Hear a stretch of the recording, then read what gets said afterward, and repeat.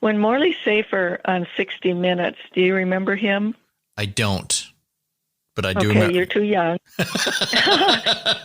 Sure. You do know about 60 Minutes. Oh, yes, ma'am. Yeah, I've spent many time with my grandmother watching 60 Minutes on Sunday night. Absolutely. So Morley Safer was a war correspondent in Vietnam off and on for 5 years. Okay. He wanted to interview Vietnam nurses that had never been done on 60 Minutes before. So I got a call from 60 Minutes.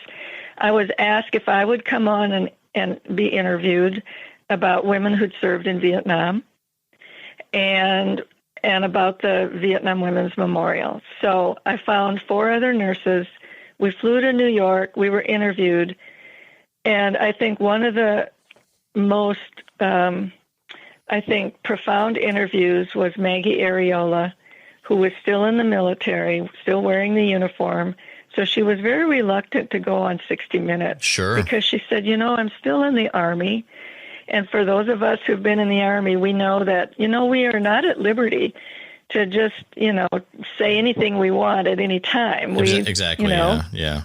I said, Maggie, just share your story. People will be interested in what you did in Vietnam. So she had B-roll video from herself in Vietnam. So now 60 Minutes is portraying Maggie in an emergency room in Vietnam, and she's young, she's wearing pigtails, she's chewing gum, she's hanging an IV on a soldier in the ER, she's doing her job.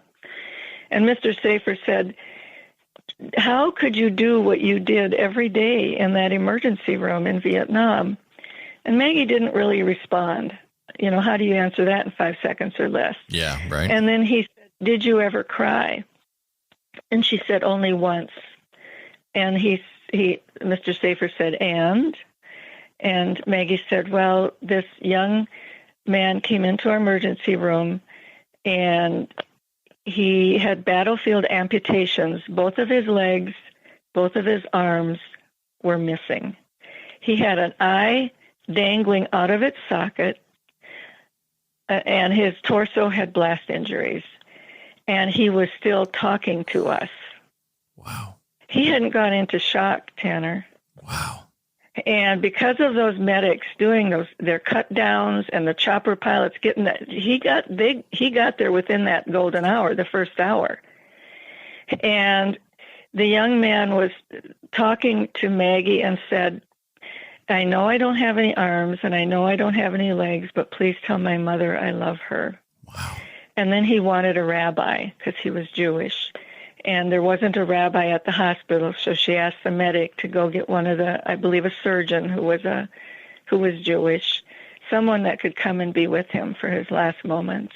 Oh my gosh. And this was just, had never been seen on national news before, that a nurse who'd been in Vietnam was taught, what is this like to be a nurse in Vietnam? Well, she just, in 5 minutes, she just gave you a picture that was just heart-wrenching. I was just bawling because it brought back so many memories.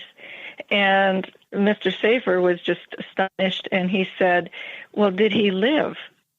And she said, I don't know, because we did our job in the emergency room. We did triage, and then we sent him off to the surgeons.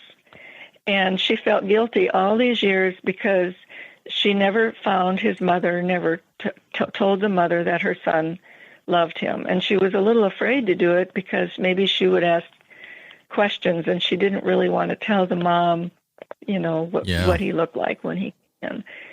So the beauty of this story is there was a man in his 40s. He was listening to 60 Minutes, and he started screaming at his wife, who was in the kitchen, that he said, that's my nurse. She's talking about me. How many Jewish boys wanted their mother and didn't have any arms and legs, and he was blind. He lost both eyes.